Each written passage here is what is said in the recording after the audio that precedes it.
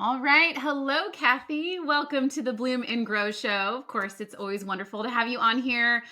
For the listeners who are tuning in today, Cathy and I have been friends for over a decade now. Over a decade. I always have to say that. So if it seems like we're getting really friendly and casual with each other, it's because we talk almost every single day on Voxer and all the apps every single day. So, Cathy, though, for those of you who aren't familiar with you, can you share a little bit about yourself and what you guys do over at Funnel Gorgeous? Yeah, I'm a very unlikely entrepreneur. So if anyone has, a little bit of ADHD and or creative brain or squirrel brain and all the things, artist brain, and then but you still want to be an entrepreneur for some reason, I'm your girl. I'm just like you. I never planned on any of this, so it's just kind of silly the way it's happened. And Amber has known me a very long time. So she's seen pretty much I think almost every iteration Yeah. of my business, maybe not in the invitation days, but I basically, went to school for design, was a very artistic kid, all that good stuff, taught myself web design and ended up I worked for a company for a while where I worked with multi-billion-dollar brands, and very corporate, very masculine energy, all the things like you're basically taught like masculine design because that's AKA neutral, right? Mhm. And then I got sucked into the wedding industry when I was getting married. I thought this is so cool. I love all this wedding stuff, and it's so feminine and romantic, and tapped open or broke open this part of me, this feminine side of me, and I was finally able to design like in a feminine, emotional way, and that's why I was so connected to it.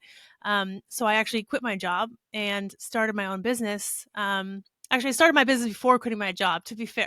I had a We backup all plan. did. We I think all I did, had I think. like 4 months saved or something, which, felt like a lot of the time. In the first year, I made like no money. So don't follow that advice. But basically ended up getting into the wedding industry, doing design for wedding professionals, and carved out a niche for myself where I was just busy all the time. Ended up meeting some awesome people in the wedding industry, getting featured on huge like blogs, all that good stuff. Opened up my own like just design, really just web design, high-end web design. And because I was so busy, I was able to charge, literally, I just had to keep charging more and more and more. Towards the end, I think I was charging like 25 grand a website. It was crazy. Like still, and this was like years ago. So that was like even more Yes. money than, than that. But then I found the world of sales funnels and marketing.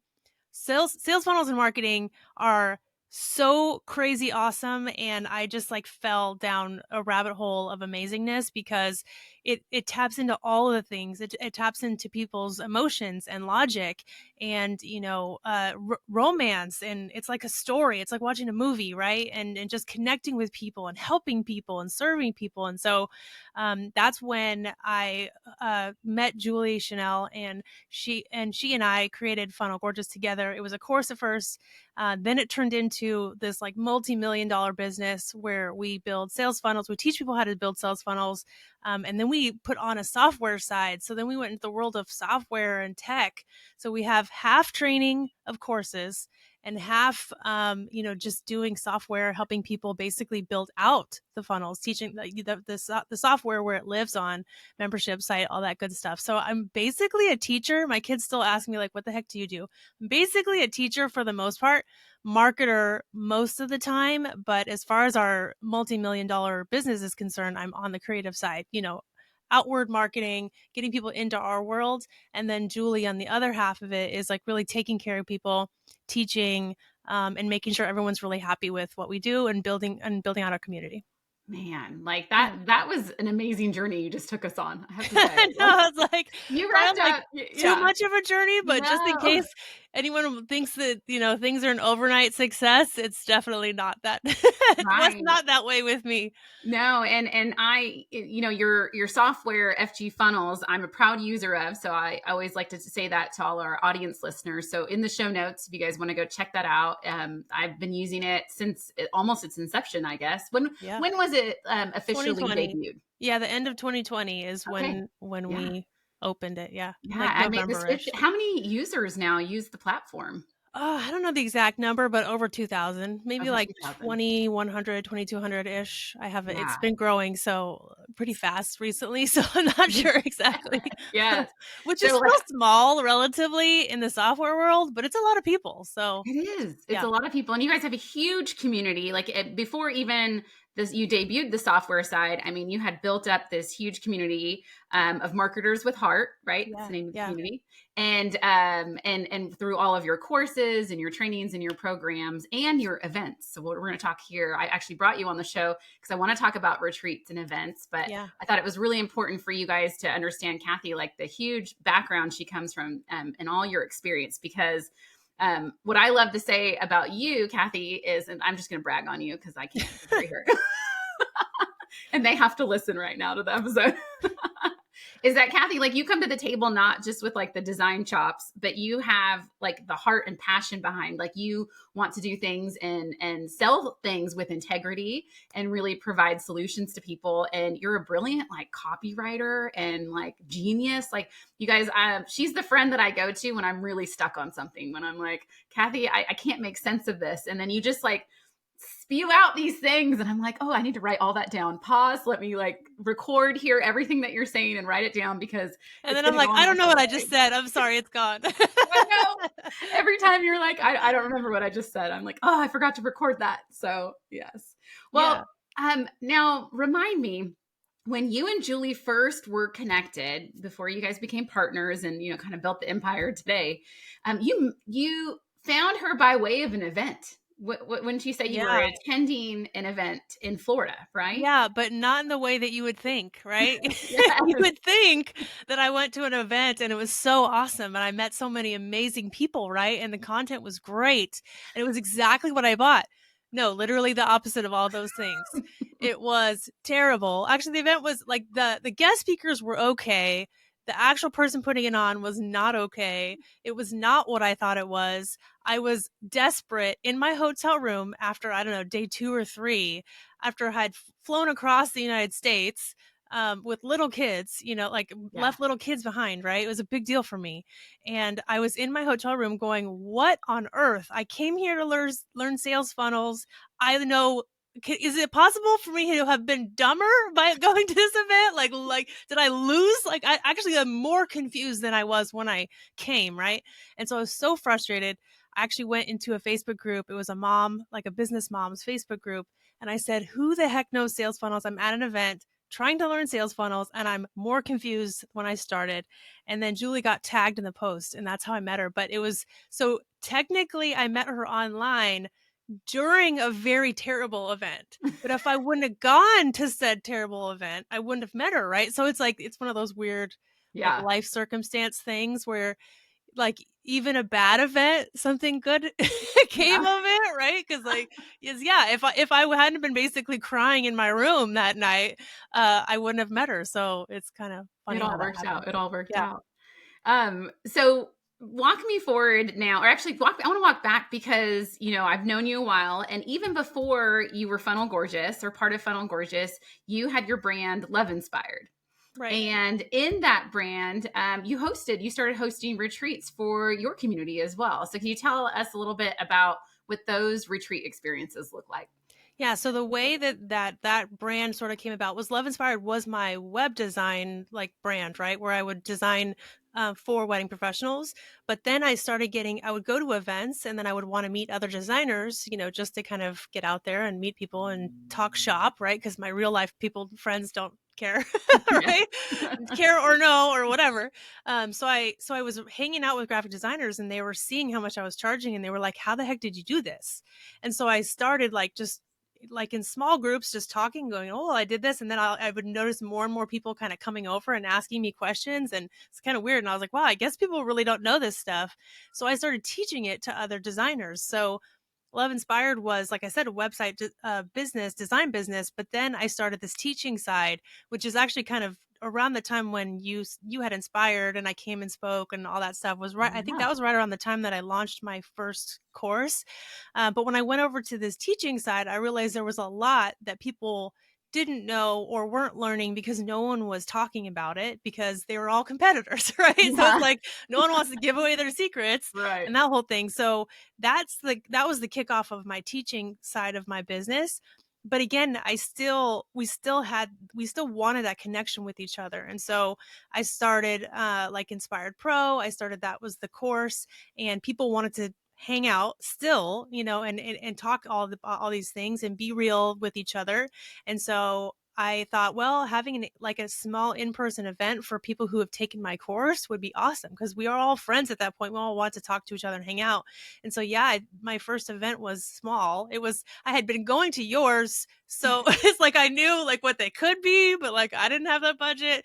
And I live in San Diego, so it's a beautiful place. We have lots of Oh yeah. beachfront houses and stuff, and they're like, I knew where to rent them and all that stuff. And so, yeah, so I invited. I didn't know. I had no idea if anyone would buy it. And I booked the house without even selling any tickets, and I was freaked out. But it was awesome, and it was so much fun. It was a lot of work too, of course, just like it is. It's just like when you throw a big party, right? It's like kind of this, feels like the Right. same kind of idea where you're running around and stuff.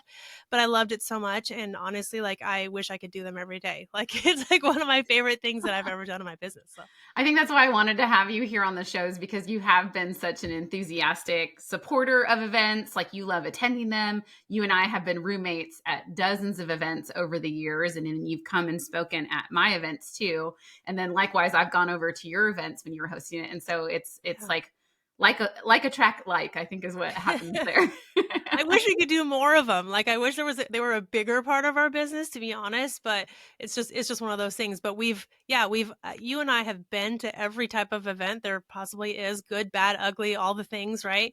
And I think that we have a really good idea of what makes a good event because we've been to so many, right? But then Yeah. there does come a time when you go to so many events and you're the one spending all the money. You're like, yeah, I wonder if it's like what it's like on the other side of this. Yes. Like, Well, we get, obviously it's fun, but then I don't actually spend money. I make money. Like what? It's like, yeah. it's almost like you just start to do what you like, but now you turn it into a business and you actually make it profitable. So you're not spending all your own money.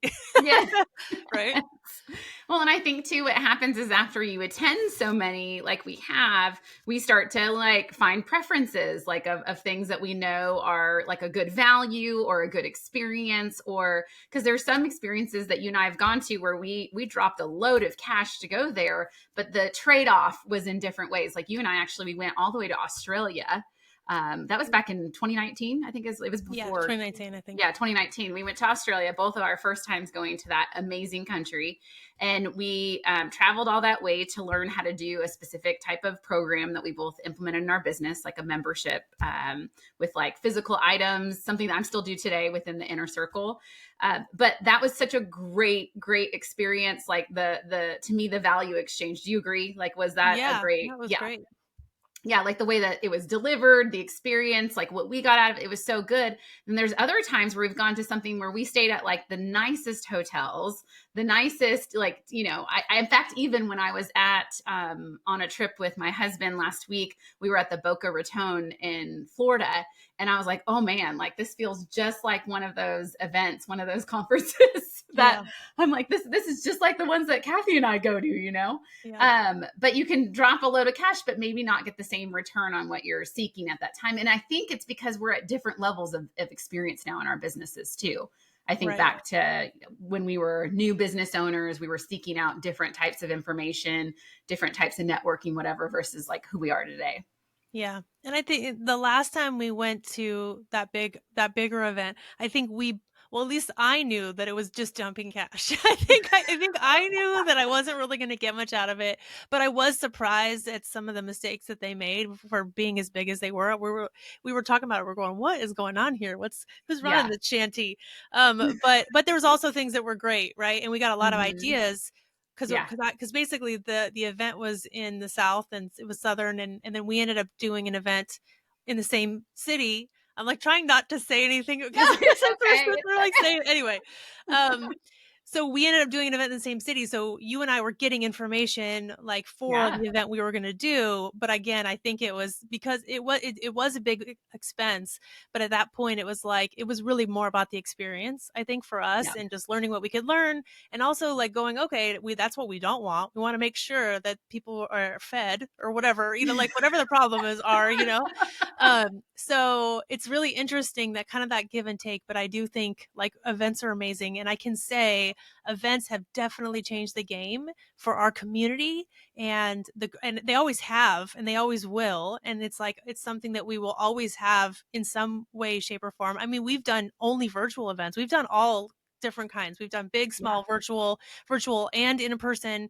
Like, we've done so many different kinds now but there's nothing to really replace it. Like, online is never going to replace it. We're a digital company. We're a very online company. I'm online every single day on Zoom, but like, there's nothing that's going to replace in-person events, and ever, I don't think, right? I don't know. I know they're trying, but I don't think they're for a No, while. There's not going to I don't be, think, no. because again, even if it's big or small or medium or whatever, there's something that happens in person. There's this magic that happens with connection with people and humans, and seeing each other and being with each other and building this bond. And they're bonds that we have till this day. Our diehard customers and clients are the people who go to these events, right? And we Yeah. know them. We know their like husbands' names and their children's names. Even though we have tens of thousands of customers, we still know the people we met at these events.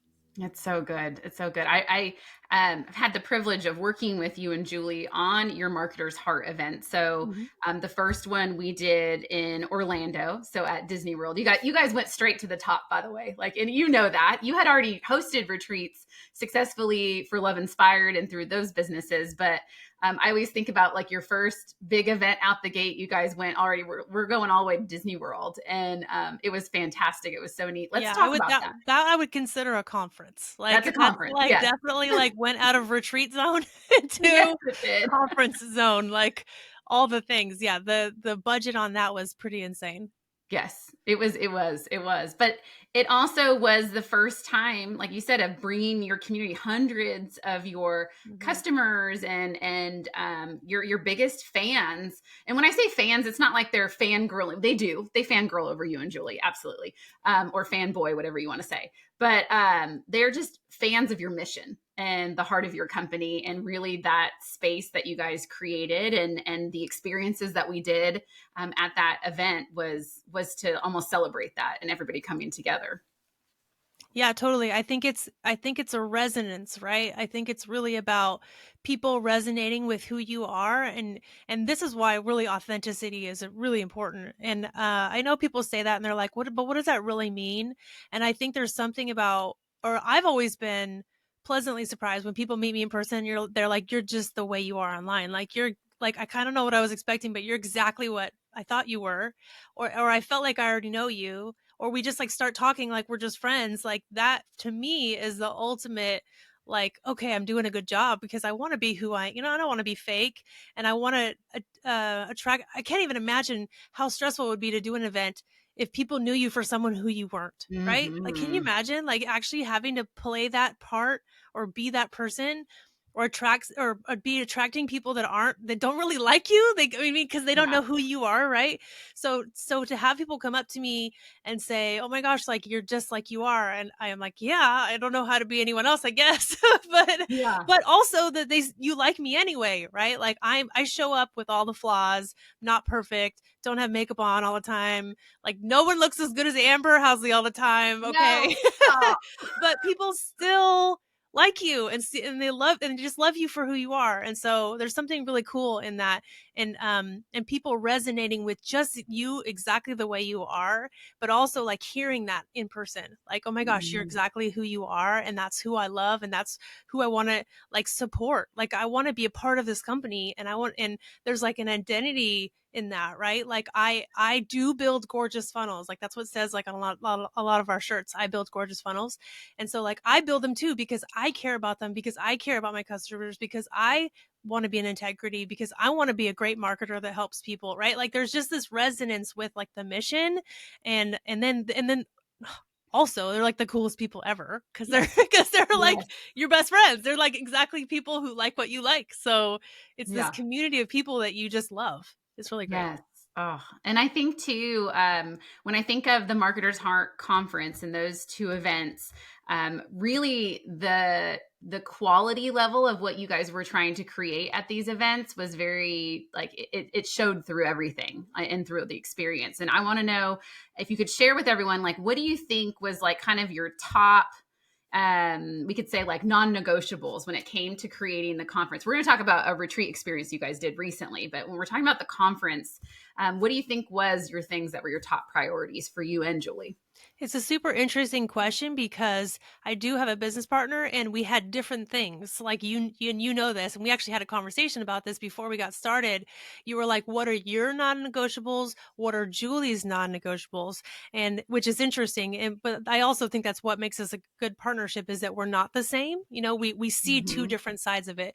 So for me, even if it's a big event, small event, medium event, whatever, it's always about the brand and it's always about the feeling and the mood. I mean, like it's like a walking sales funnel, right? Yeah, So like just like I care about every pixel someone sees and interacts with, I'm going to care about everything they interact with and feel and think and just like thoughtful things, right? Like taking care of people. Where Julie, so I'm much more visual but also just like vibey, I don't know, aesthetic or whatever, yes, when it comes to events. And then Julie's all about really taking care of people, but really high value. So her whole thing is like not wasting anyone's time, not like rambling, not having people up there that don't know what they're talking about or that you can't trust. Like there's a trust factor. There's like a really rich content, really valuable, and people walk away with going, "Oh my gosh, I would have paid 10 times that for this." So those were like really the two things that are important. Again, they go through all of our events, even if it's just a 6 person like small tiny retreat, versus hundreds of people. That's really what's important on all of them, I think.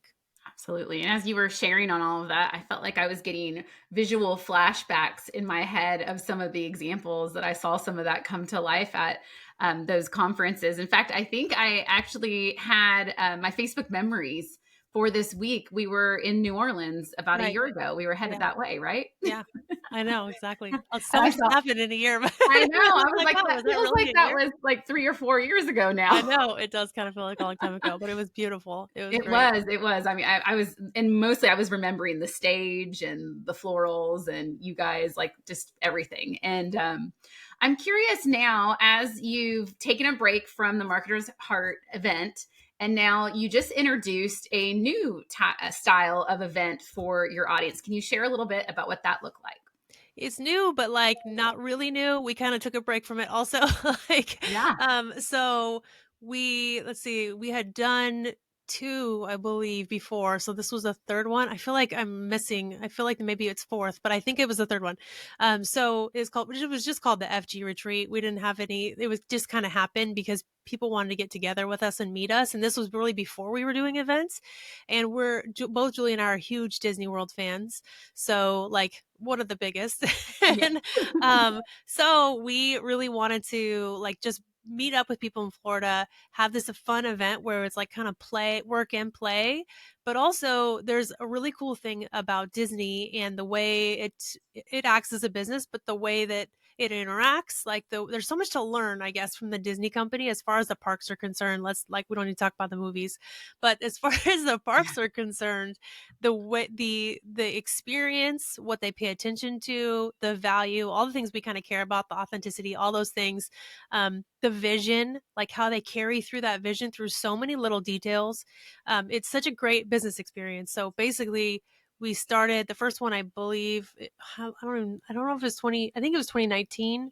Maybe it was 20. Yeah, 2019. The second one was 2020 before everything happened because it was like February of Yeah. 2020. And then of course we didn't have any because like nobody could get in person. Like it was the whole thing. Or at least like not like that. We had the bigger events, and then yeah, so then 2024 we had the third one. And it was just a very small group of women and very high ticket, like very expensive, 5,000, 6,000 ish range. Just like we had an application, basically, hey, fill out an application, like not a big launch. This last time, I think we sold it. I want to say like it was maybe August. It was the fall of 2023. We didn't even send out an email. We didn't even make it to email. We posted it once in the in the Markers Heart group, showed pictures of the room, got like so many applications, and people just bought it right then. We just sent them like an invoice, pay in full. Like it was like we Wow. sold out, and like no one heard about it. Like no one even knew about it if you weren't paying attention, if you weren't in the group that when basically when we posted. Yeah. So since then, and then of course it happened in February, or I mean, sorry, in January. It happened in January, and the whole time people were like, when were you even selling? And I'm like, sorry. It You guys literally missed sold out. out in like 10 seconds. I'm sorry. Like there was nothing I could do, but I do know we want to do another one probably for next year. Because it was the level, I guess so much, we had learned so much in between those years, even doing big events, that this small event was like next level. It was like, it was the other events, but just on a whole new plane, because Mm. we had learned so much from, again, with small events, medium events, all the things we had in between. Everyone felt so taken care of. We did spend more this time, but we had charged more also. It was 5 days, so it was a lot longer than the other ones. Yeah. And like, and also what we did was we had everybody meet each other and get to know each other way early. So since they bought the tickets in like August or whatever it was, we created a group, a Voxer group, and we had got to know each other this whole time. So instead of just meeting each other when we got there, we all knew each other. And so it was Mhm. a much deeper connection from everyone concerned. And it was like, it was just such a no brainer. Like, they're all, of course, like, can we buy tickets right now? And we're like, well, no, we don't even know a date. Like, it was like, relax, like, it's fine. But we felt the same way. We were like, we didn't want it to end either. So it was really a special experience, totally different than, Yeah. the awesomeness of big events. I mean, they're both good for different reasons. Way less stressful, like way more enjoyable, a lot Mhm. less logistics, Yeah. and very personal. So it was really fun, and I definitely want to do more like that in the future for sure. Like, because those really filled up our tank, I think. Yeah, I mean, just having that intimate face-to-face time, because I think that's something that happens at the larger conference experiences. Like, you probably don't feel like you get to have as much time with everyone, and these people have traveled from Absolutely. so far, right? Yeah, it's hard because, again, these are people that you know them online. You're on Zoom calls with them and stuff like that, whatever. And then they want to talk to you, but then you have another person kind of pulling you and another person kind of pulling. It's a lot when you have these big events. So much that, like, sometimes we would just have to kind of sneak out or sneak around or whatever, because Yeah. because for me, I don't like the surface level conversations. I want to get deep and talk about the meaning of life. Well, you can't do that when you're having a conference. Yes. Like, you have places to be and things to do, and you're expected, in certain places. So it was so much more fun to have that experience. And just like you said, go as deep as possible. It was really cool too. One thing that we did that was really cool is we split the days like half and half. So the way that we had done it the previous years, we would have like a play day, or we're just at the Disney parks, and then we would have like a mastermind day. But this time we split it up to every day had a park and a masterminding time, which was perfect for your brain, because we would mastermind in the morning and we would get all the like business talk out till our brains were burnt up, and then we would go at like 1 p.m. to the park and just have fun and relax and get to know each other. And it was such an awesome flow. So I really liked that versus the way we had done it other years where they were split into days. Like, every day had the work and the fun, and it was just awesome. It worked really, really well. That sounds like a great mix of it. It almost probably satisfies people too, from an attendee experience, that they're not feeling guilt. Because I could see an attendee being like, oh, I left home, or I did all these things. I get to go have fun the whole entire day when I'm supposed to be doing business things. And so I feel like it almost satisfies that Yeah. guilt factor. If you're like, okay, I did some work this morning, so now Yeah. Now I afternoon deserve and to treat tonight I can do myself. anything. Yeah, it was such a treat in the evenings. So, and it was really fun, and all the attendees were staying together. We stayed like in separate accommodations, which was different too. But I really thought it was great, because even though I tried to stay really late, I could tell they were like kind of over me being there at one point, and they're like, "Can we just like hang out and just like without you?" And so, like, eventually I'd be like, okay, fine, guys, I'm leaving. But there was something really cool about like not being with, I don't know, you know what I mean? Like, just being with each other and Mhm. removing us from the situation, like just at night, so they could just be together, that I think they really appreciated. And they actually were able to kind of talk about things in like a more, without us hearing, like, not like they were talking bad, but when you go to an event and your brain's kind of blowing up and you just need to decompress and talk it out Yeah. with a friend. And if the person who was teaching you, like, was at the event, was sitting there, you'd be like, weird, I can't talk about this. Like, Yeah. I need to process this, and you're here. So Yeah. I think that was another cool thing that we did, like, not actually staying in the room, but being there most of the time, but just at night, letting them have kind of that decompression time without us, I think worked really well too. And I think that probably for you guys as the hosts, it's good for you to step away, right? And not feel that you're on all the time. Yeah, the Well, problem not was you, I because was you'll alone. hang out. You're a diehard like Well, me a lot of the time. Julie had her fiance with her. I was alone, so I kind of was like, I would go back to like my house at night and be like, "Oh, I want to hang out," but it was fine. I mean, I was so tired; it was fine. Yeah. So I don't think I was done like extroverting, but yes, I think normally if I was in a hotel room or something, I'd be like, "Oh, I'm so tired," you know. But I think Yeah. because I'd already been there for, I don't know, I think it was a weird situation just because I didn't have anybody with me. Yeah. But Julie for sure, like Julie is an introvert, and so she definitely needed that time to kind of like Right. recharge her batteries. Yeah. And walk me through what the days were like. So when you did do the content piece, like in the mornings, hmm like what did that look like? Yeah. So they were hot seats. So that's what it was like. It was Mhm. basically, and if you don't know what a hot seat is, it's basically, it was 30 minutes. Different people had different days. It was, Monday, Tuesday, Wednesday, Thursday. No, not Monday. Sorry. Monday was just like the welcome. That was people were arriving on Monday. So it was Tuesday, Wednesday, Thursday were the hot seat days. And then I think we did like 3 per day or something, just depending on how many attendees you have. They each had 30 minutes. We all stuck to our times. Everyone kind of knew what they were going to talk about. We had one of those big post-it, like board things, like the 2x3s or whatever they are. Yeah. And so they would sort of start to introduce their problem, kind of draw it out. And then Julie and I would kind of interrupt as we needed to, or they would poll the audience if we needed help with everybody else, stuff like that. And then by the end, kind of have a drawn out map or of sort of like the solution to their problem, and then they would keep the big post-it note thing. They could take a picture of it, whatever, but that was Yeah. kind of the answer. But then during the days, there would be downtime, lunch times, breakfast, whatever, where we would kind of like ask questions about, wait, so what about this? Like, right. So there was time to deepen the advice as we went, or, yeah, well, I tried that, but what about, like kind of poking holes and stuff. And Yeah. not only just with Julie and myself, but also with the other attendees. Did you, in order for them to prepare for their hot seat, like, was there any pre-work that was done ahead of time to like get them in the mode of like good questions to ask or?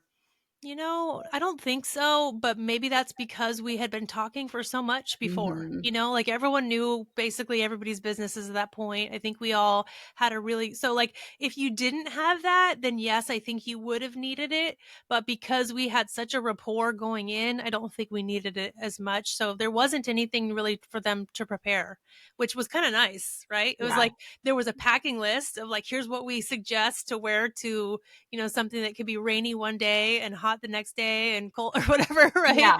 But that was really it. They didn't have a lot of prep, which I think was actually probably a relief on their Yeah. end.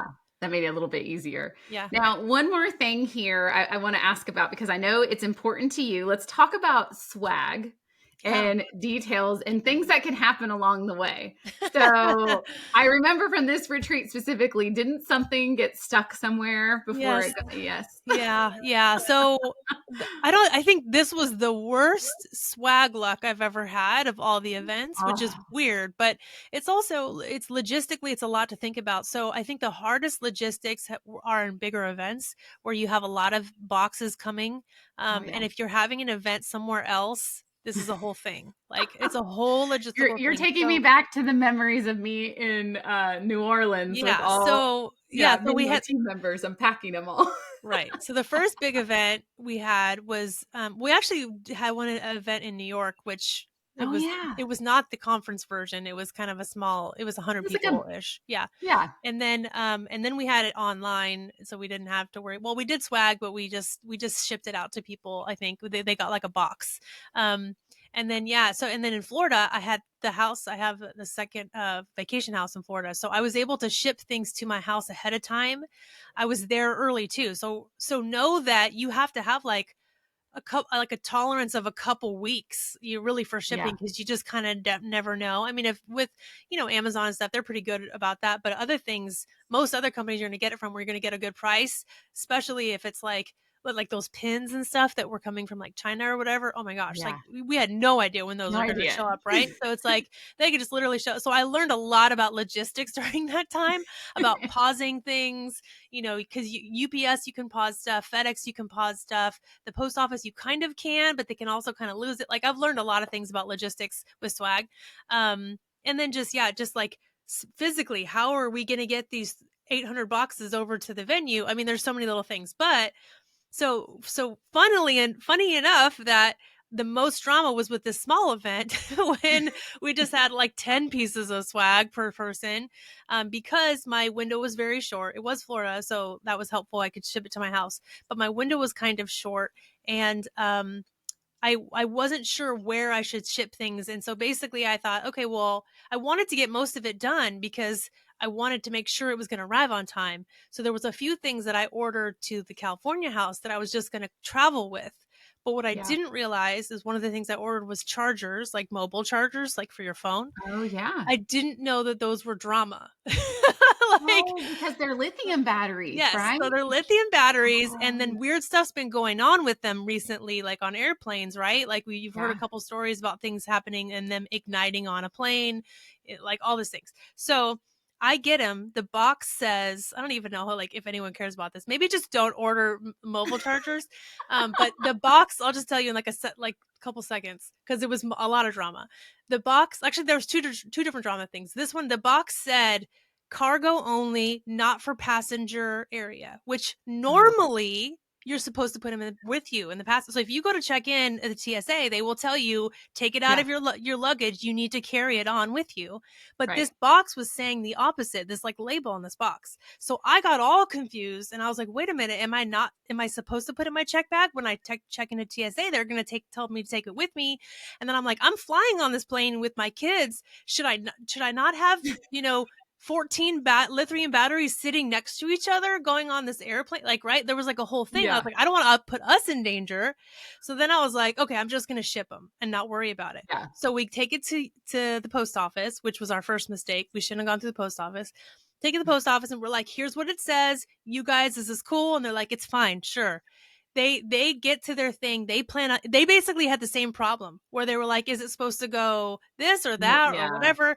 And so they were gonna like just ship it across the country, but then because of that sticker, it threw them off. So they counted it as hazmat and they said it was unshippable.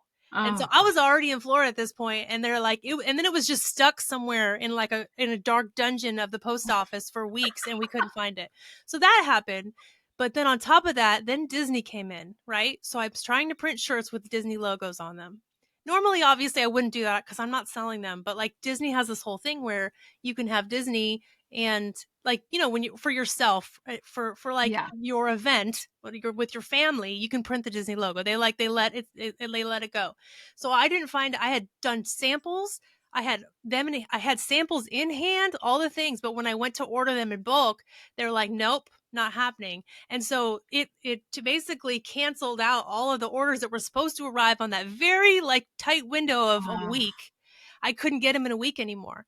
And so I was scrambling trying to get change the design around, this whole thing. And so like these were like very weird problems to have. We ended up yeah. having one of the attendees print shirts because they had a screen printing at the Oh. press at her house, but then the shirts ended up arriving anyway. So we Oh. had literally like 10 shirts per person. We had backup shirts. We had all of those shirts. Plus I had extra shirts from other events.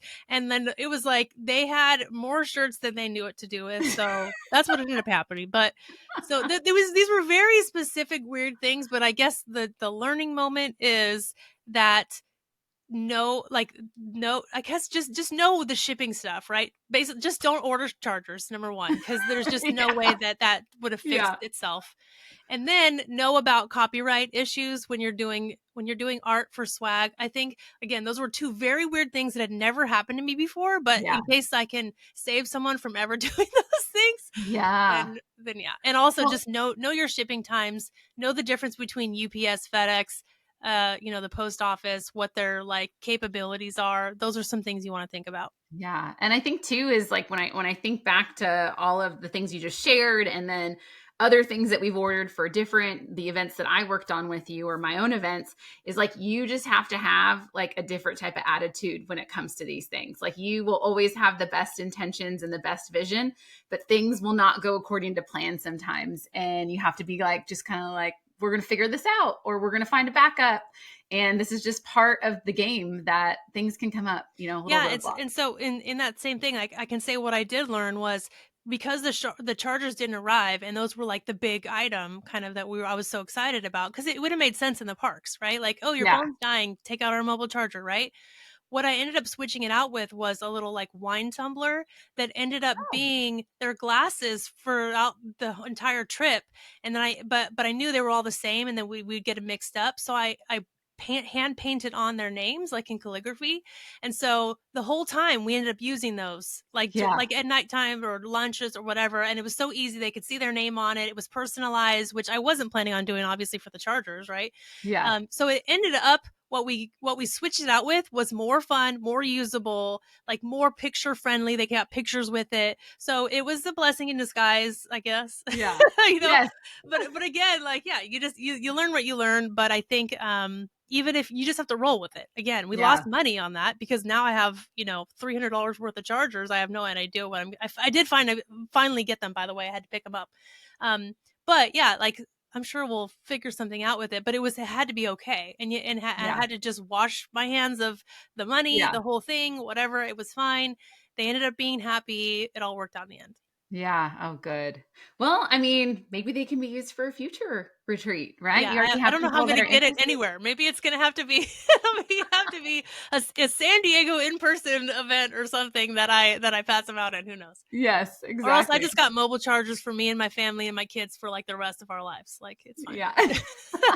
Gifts for the whole family. Exactly. Oh, you got it. Next time I It's a see you, great you bring me Christmas one. I'll take one of stocking those stuffer.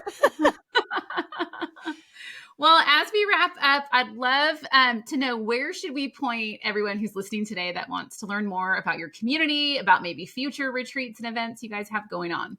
Yeah, so I would love people to join our community. If there were some things that you also resonated with, just as us as a business, or you want to learn more about sales funnels or marketing or any of that good stuff, I would definitely say to come join our group. Our group, it's a Facebook group. It's free, obviously. It's called The Marketer's Heart, and it's just awesome. It's very open, friendly. We don't really have to kick people out of there very often. It's just like it's one of those good places to hang out where everyone's really helpful. Nobody like is mean to each other or like looks there's no dumb questions. You know what I mean? There's a lot of Yeah, bad all groups, I levels. think, especially like nowadays. I feel like it's really hard to find a really helpful and sweet group of people. And so if you're looking for nice people, you can definitely find them inside of Marketer's Heart. Everyone's so helpful with each other. And otherwise, we're just at Funnel Gorgeous everywhere else. Awesome. Well, I'll link all of those things in the show notes. You guys, I'll also include the links to FG Funnels software, which is my favorite funnel. I'll even link up to OfferCure, which like I send every single one of my coaching clients to, like in the beginning when they're working on writing sales pages and building offers out. That's like one of your foundational courses I send everyone to. So I'll link that down below. You guys can check it out. Awesome. Thanks, Amber. Awesome. Thanks for hanging out today, Cathy. Thanks for having me. Woohoo. Okay, That maybe was you can great. edit all